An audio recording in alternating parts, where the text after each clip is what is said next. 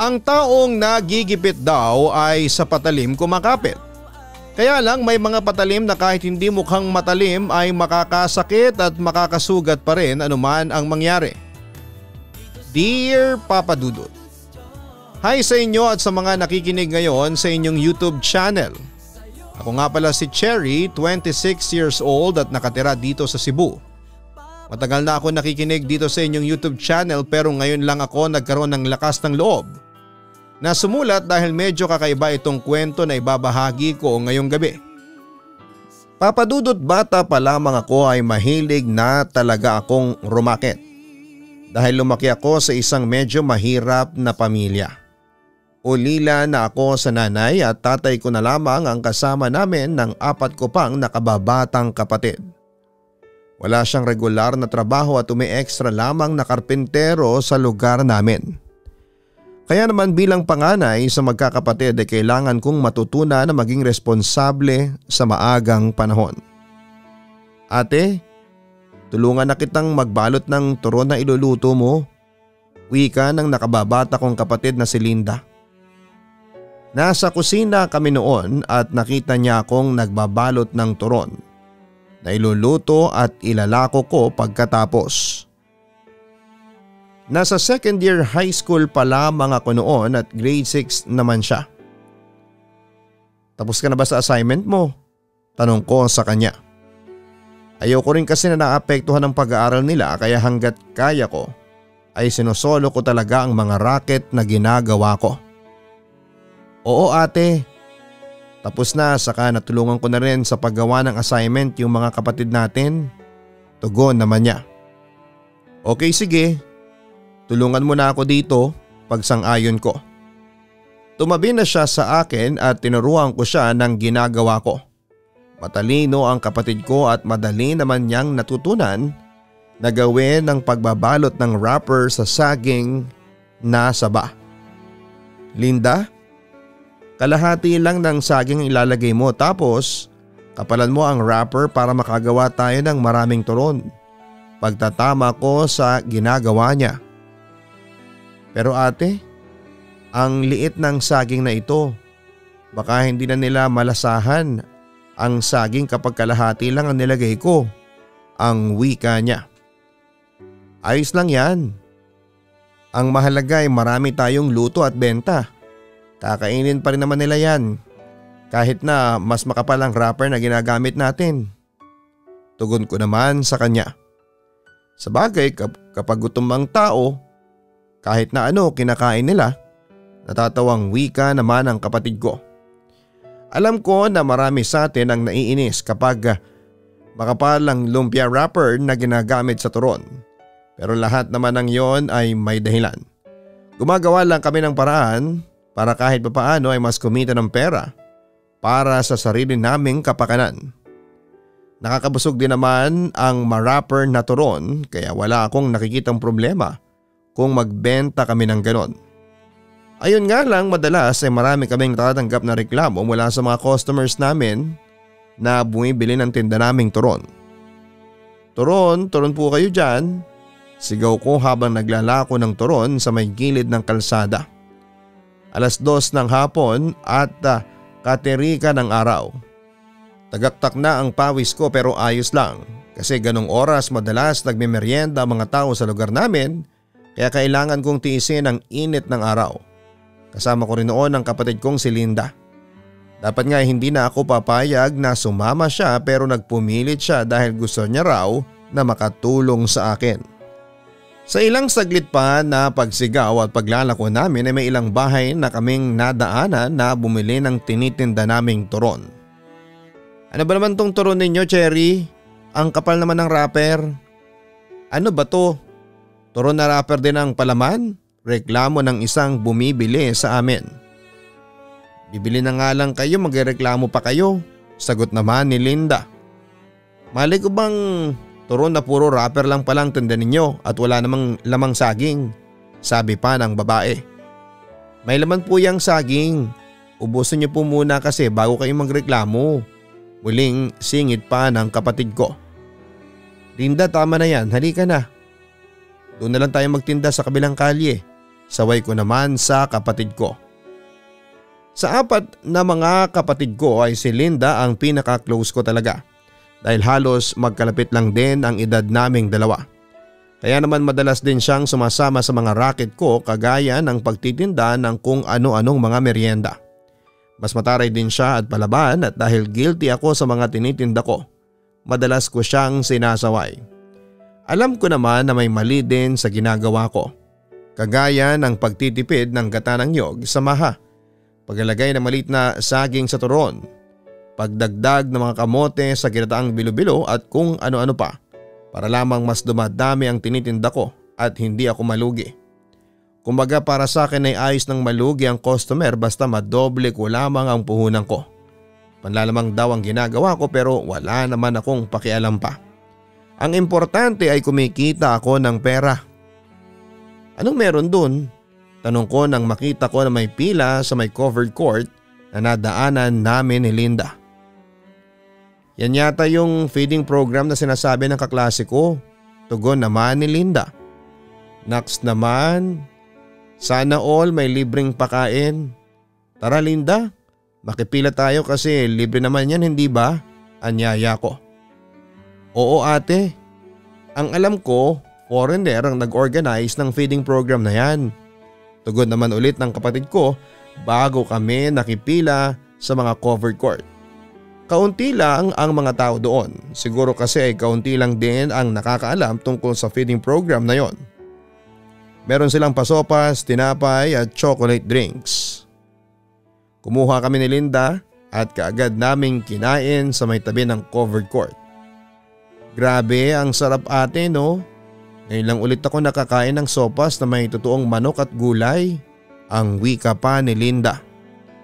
Oo nga ang sarap pero nakakalungkot kasi hindi man lang natin nakalahati ang tinitinda nating turon. Malungkot na turan ko. Nabawi ko naman ang puhunan na ginastos ko. Pero para sa akin mas okay kung may kinita ako ng araw na yon. Ayos lang yan ate. May take out naman tayo na sopas at tinapay para sa bahay. May hapunan na tayo mamaya.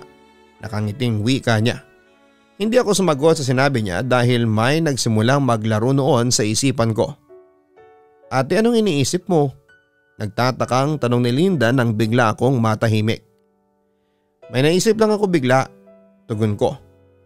Tumingin ako sa paligid, ubos na ang mga tao at halos organizer na lamang ang nasa loob ng court. Kinakabahan ako sa bagay na pumasok sa isipan ko pero bahala na. Aray?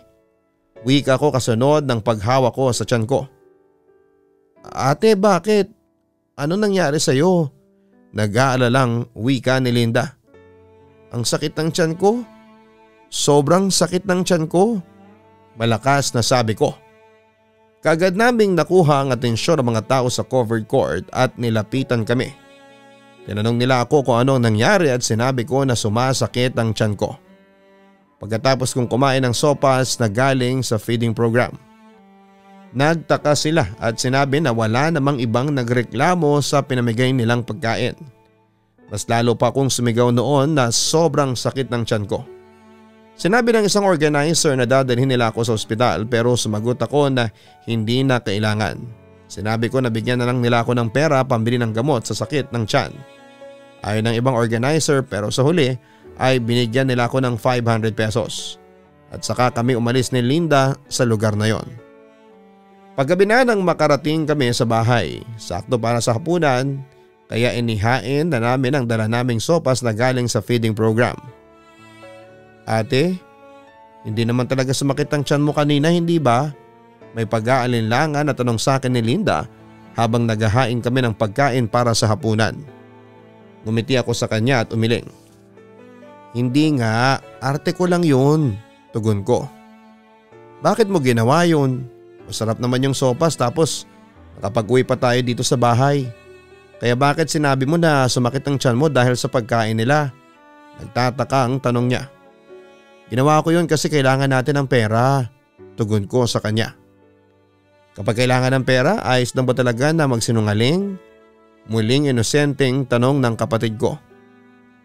Doon ako medyo nag-guilty kasi parang masyado ko nang iniimpluwensyahan ang isipan ng kapatid ko ng masasamang bagay. Pero wala naman akong ibang pagpipilian lalo na at pinanganak ako na mahirap, Papa Dudut.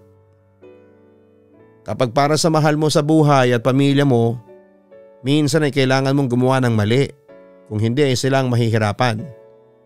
Gusto mo bang magutom ang mga kapatid natin sa susunod na araw dahil wala tayong pera? Tanong ko sa kanya na ikinailing naman niya.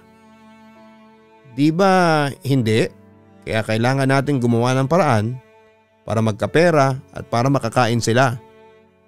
Hindi naman talaga masamang magsinungaling basta ilulugar mo sa sitwasyon na meron tayo.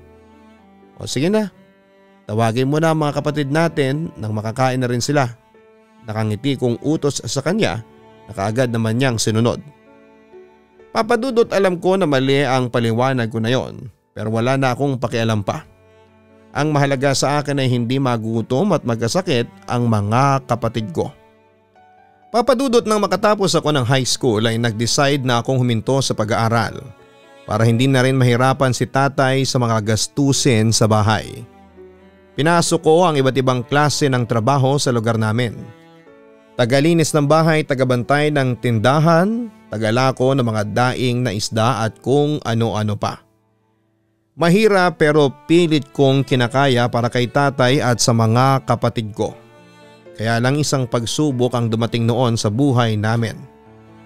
Naaksidente si Papa at nahulog mula sa ikalawang palapag ng bahay na inaayos nila. Naging permanente siyang lumpo. Kaya nasa bahay na lamang siya palagi at dahil doon ay kinailangan ko ng madoble ang pagkayod. Tay, eto na po ang kape ninyo. Wika ko nang makalapit kay tatay at maiabot sa kanya ang tasa ng kape. Salamat, Cherry. Bakit pala gising ka pa? Tanong ni tatay. Hindi pa rin po kasi ako makatulog kaya eto, nagtimpla rin po ako ng kape ko. Nakangiting wika ko sa kanya. Saglit na humigop si tatay ng kape bago muling nagsalita. Kumusta ka naman, anak? Tanong niya sa akin. Ayos naman po, tugon ko. Hay, pasensya ka na ha. Sinasalo mo ang responsibilidad na dapat ako ang gumagawa. Malungkot na wika ni tatay. Naku, wag niyo pong sabihin yan. Wala namang pong may gusto sa atin na mapahamak kayo at mapilay. Ang wika ko naman. Kung hindi lang namatay ng maaga ang nanay ninyo, hindi ka mahihirapan ng ganyan. Malungkot na wika pa ni tatay. Tay, ganun talaga ang buhay. Maikli lang at nagkataon na nauna lang si nanay sa atin. Pero hindi naman po ako masyadong nahihirapan. Mahal ko kayo ng mga kapatid ko kaya kakayanin ko lahat para sa inyo. Nakangiting tugon ko sa kanya. Sa totoo lang, papadudot ay nahirapan na rin talaga ako bilang breadwinner ng pamilya namin. Pero wala naman akong choice dahil ako ang panganay sa magkakapatid. Ako ang kailangan na sumalo ng responsibilidad na yon. Nang mag 18 years old ako ay lumuwas ako ng Maynila at nagtrabaho sa isang mall. At kahit may full-time na akong trabaho, papadudot, humahanap pa rin ako ng racket. Hanggang sa may offer sa akin na business ang isang dati kong katrabaho na si Ryan. Kailangan ko lang daw mag-invest ng 10,000 at pagkalipas ng isang buwan ay dodoble raw kaagad yon. Masyado ako na humaling sa mga sinabi ni Ryan kaya napapayag niya ako na mag-invest. Isang linggo pa lamang ang lumipas, may 1,000 kaagad ang bumalik sa akin, nang sumunod na linggo ay another 1,000 pesos. Pero pagkalipas ng isang buwan ay bigla na lang naglaho si Ryan na parang bula dala ang mga pera naming mga nag-invest sa kanya. Ryan, sagutin mo naman ang tawag ko. Naiinis na bulong ko habang muling denial ang number niya sa cellphone ko. Pero bigo ako dahil hindi man lang nag-ring ang cellphone number niya. Tigilan mo na yan kasi tinakasan na talaga tayo ng gago na yun. Naiinis na sabi ni Kathy. Katrabaho ko siya at isa rin sa mga nag-invest kay Ryan. Kailangan ko mabawi yung pera na yun eh. Hindi pwedeng mawala yun kasi pambayad ko yun sa nakasanla naming bahay. Naiiyak na sabi ko. Yung sa akin nga rin eh. Pambili ng maintenance ng gamot ni mama ang perang ginamit ko. Hindi ko alam kung paano ko babawiin yun. Malungkot na wika pa ni Kathy. Napakahayop naman kasi ng Ryan na yan eh. Akala niya pinupulot lang natin ang pera. Pare-pareho lang naman tayong nagpapakahirap para kitain ang bawat barya sa wallet natin. Naiiyak sa inis na wika ko pa. Papadudo, tuluyan na nga naming hindi nakita si Ryan. Tuluyan na ring nawala ang pera na ininvest namin sa kanya. Ang naisip ko noon, ganon pala talaga ang buhay. Kapag naging patas ako sa ginawa ko, ako naman ang nadadaya at nalulugi sa huli. Kaya naman nag-isip ako ng bagay na pwede ko pang pagkakitaan. Nanood ako sa YouTube at kumuha ng mga ideya at ang una kong nakita ay ang paggamit ng tarot cards at pagbasa ng kapalaran ng mga tao. Bumili ako ng tarot card sa mall at inaral ko kung paano yon gamitin. Wala akong masyadong maintindihan pero pinasok ko pa rin ang trabaho na yon. Nagsimula muna ako sa mga kasamahan ko sa trabaho. Inulaan ko sila at nagbigay lamang ako ng kung anong bagay na pwedeng mangyari sa kanila. Kung suswertehin ba sila, mamalasin o kung ano paman. At syempre lahat ng hula ko sa kanila ay may bayad. Pero lahat din ng mga sinasabi ko sa kanila ay gawa-gawa ko lang din. Kumbaga imbento ko lamang at walang katotohanan. Karamihan sa kanila ay naniniwala sa mga sinasabi ko pero syempre lahat ng panluloko ay palaging may katapusan. Nasa kantin kami ni Kathy at sabay na nagtatanghalian nang sumugod sa akin ang mga babaeng katrabaho ko. Hoy, peking tarot card reader. Hindi naman nagkatotoong hula mo sa akin eh. Ang sabi mo magkakabalikan kami ni Leo. Pero nang kausapin ko siya pinagtulakan niya lang ako. Sigaw sa akin ni Laika. Oo nga, kahit nga yung hula mo sa akin, hindi rin nagkatotoo. Ang sabi mo, mahanap ko ang true love ko sa malapit sa dagat. Ilang dagat na ang napuntahan ko tapos palagi ako nakikipagkilala sa mga lalaki. Palagi naman nila akong sinusupladahan. Sigaw naman ni Pia. Oo, peke ka talaga. Lahat ng mga hula mo ay peke. Sulsul pa ni Donna. Sino bang may sabi na gawin nyo yung mga bagay na ginagawa ninyo? Mga praning pala kayo Sagot ko naman sa kanila.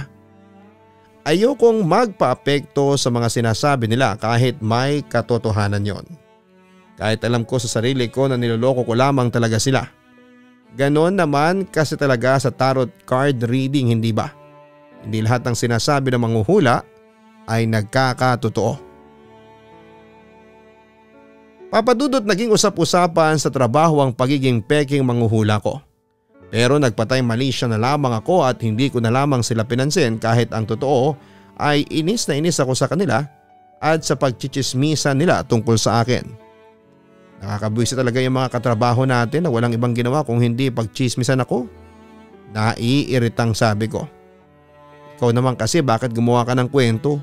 Ayan tuloy, nagalit sila sa iyo. Napapailing na wika naman ni Kathy. Kaya nga hula hindi ba? Hindi lahat nagkakatotoo. Nanlalaki ang mga matang wika ko. Hindi mo pa rin sila dapat na pinaniwalang kaya mo manghula.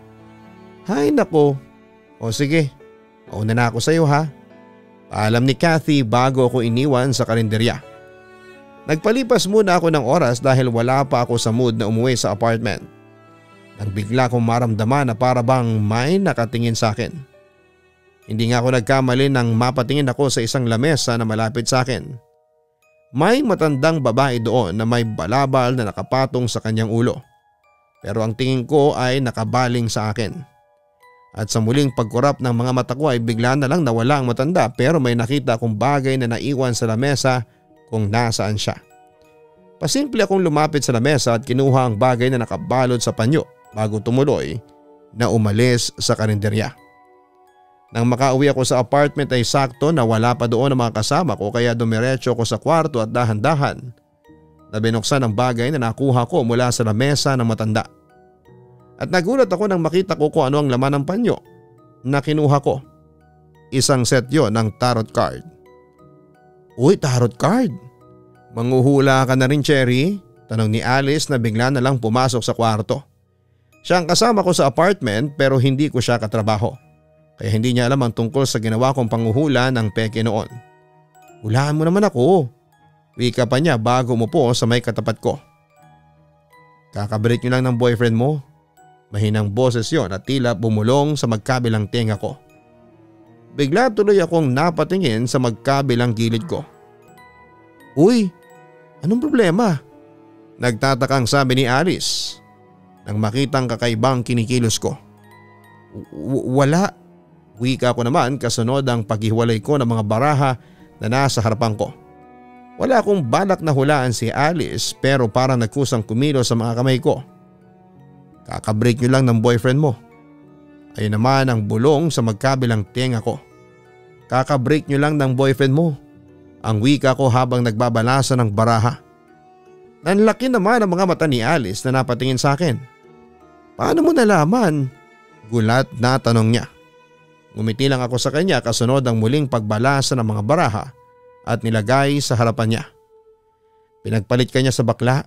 Muling wika ako dahil yon ang sumunod kong narinig na bulong sa magkabilang tenga ko. Tama ka, gulat na wika ni Alice.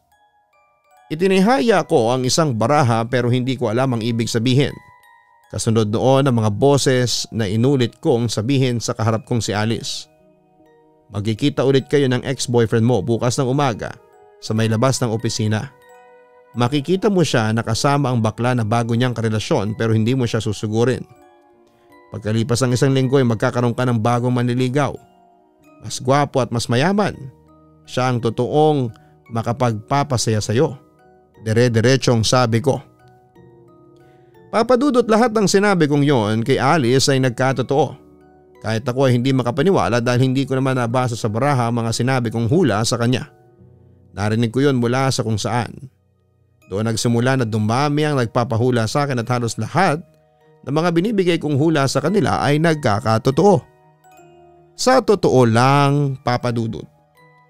Natatakot din naman ako sa mga naririnig ko pero dahil pinagkakakitaan ko na ang bagay na yon, ay sinakyan ko na lamang. Anong makikita mo sa kapalaran ko, Cherry? Tanong ng isang katrabaho kong si Tricia. Habang binubuklat ko ang mga baraha ay nagsimula ko nang marinig ang mga bulong. Kasunod ang pag-ulit ko sa mga maririnig ko. Mananalo ka sa loto kapag tinayaan mo ang mga numero na mapapanaginipan mo mamayang gabi. Hindi yon jackpot pero malaking pera na rin at sapat na yon para matubos mo ang sinanglamong kwintas ng nanay mo. Mababalik mo ang kwintas sa kanya pero huli na kasi. Hindi ko na naituloy ang susunod na salita dahil kinabahan ako sa mga narinig ko. Huli na kasi? Nagtatakang ulit naman ni Tricia sa huling sinabi ko na hindi ko na naituloy pa. Wala, basta tayan mo ang numero na mapapanaginipan mo mamayang gabi. Wika ko. Hindi ko kasi nagustuhan ang huling narinig ko na mamamatay raw ang nanay ni Tricia. At kagaya na nangyari sa mga unang hula ko ay nagkatotoo ang lahat ng yon, pati na ang pagkamatay ng nanay ni Tricia na hindi ko sinabi sa kanya. Sobrang nag-guilty ako dahil inisip ko na kung sinabi ko sa kanya ang tungkol doon ay mamamatay pa kaya ang nanay niya. Grabe, Cherry, ang lakas na ng kitaan mo sa panghuhula ngayon.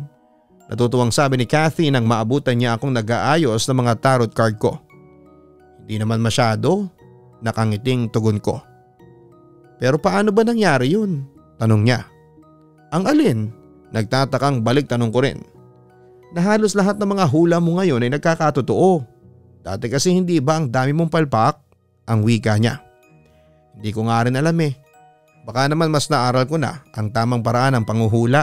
Nakangiting sabi ko. Sige nga, hulaan mo nga ako. Nakangiting sabi niya na sinang-ayunan ko naman. Inayos ko ang mga baraha, Papadudot, at binalasa at isa-isang tinihaya. Ayun na naman ang mga bulong na sinimulang kong ulitin. Ang mga bulong ng hula para kay Kathy. Kalahati pa lang ang naiipon mo para sa pera na gagamitin mo pang abroad. Pero sa susunod na buwan ay makukumpleto mo na ang pera kasi may magbabayad sa iyo ng utang. Matutuwa ka at kaagad mo nga asikasuhin ang mga papeles mo. Kaya lang ay hindi ko na naituloy ang 3 huling salita na narinig ko. Ang mga salitang mamamatay ka, Kathy. Kaya lang ano? Tanong ni Kathy. Wala Kathy. Mula ngayon ay kailangan mo mag-ingat ha? Ang bilin ko sa kanya. Saan naman ako mag-iingat? Nagtataka pa ulit na tanong niya. Basta mag-iingat ka sa mga taong nakapaligid sa iyo. Palagi mong iingatan ang sarili mo. Ang bilin ko sa kanya. Papadudot kagaya ng naunang hula ko tungkol sa nanay ni Trisha ay bigla na lang binawian ng buhay si Kathy. Na cardiac arrest daw siya habang natutulog. Sa lahat ng panguhulang ginagawa ko, ang kamatayan ng isang tao ang pinaka nagpapakilabot sa akin. Ang masama pa doon ay nasundan na puro gano'n na lamang ang naririnig ko. Kaya naman nag-decide ako na itapon na ang tarot card na nakita ko. Pumunta ako sa may simbahan nang umpisal sa pare na mga kasalanan ko. Nagpabendisyon sa kanya bago nag-decide na umuwi na sa probinsya namin. Hindi ko na kasi kaya ang nakakakilabot na nangyayari sa akin. Kaya nag-decide akong bumalik sa normal kong buhay pagkatapos kong pagsisihan ang lahat ng mga naging kasalanan ko. Mabuti na lamang at hindi na ako sinundan pa ng mga bulong na naririnig ko at muling naging tahimik ang buhay ko kasama ang tatay at mga kapatid ko. Totoo nga ang sinasabi nila na sa oras magsisisi ka sa mga kasalanang nagawa mo. Hindi ipagdadamot ng puong may kapalang kapatawaran at muli kang gagabayan tungo sa tamang landas. Hanggang dito na lamang po itong sulat ko at sana ay nakapag-iwan ng aral sa ating mga kastorya. Lubos na gumagalang, Cherry. Ang panlalamang o pandaraya sa kapwa kailanman ay walang maidudulot na mabuti sa buhay ng isang tao. Kaya mabuti na lang at hindi nahuli ang lahat bago mo maitama ang mga naging pagkakamali mo, Cherry. Tama rin ang sinabi at ginawa mo na lumapit ka sa simbahan at nagsisisi ka na sa mga naging kasalanan mo. Mapagpatawad ang Diyos. Kaya handa siyang bigyan ka ng pagkakataon na muling magbagong buhay. Hanggang sa muli, ako po ang inyong si Papa Dudut. Huwag kalimutan na mag-like, share and subscribe. Maraming salamat po sa inyong lahat. Ang buhay ay mahiwaga, laging may lungkot at saya. Sa Papa Dudut Stories, laging may karamay ka.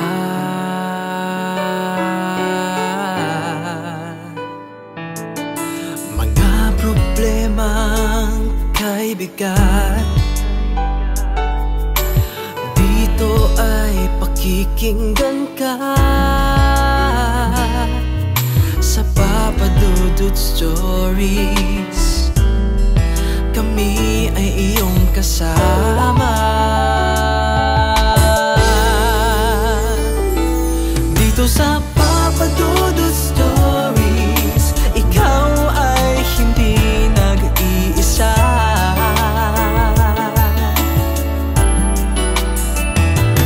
Dito sa Papa Dudut Stories, may nagmamahal sa'yo. Papa Dudut Stories, Papa Dudut Stories,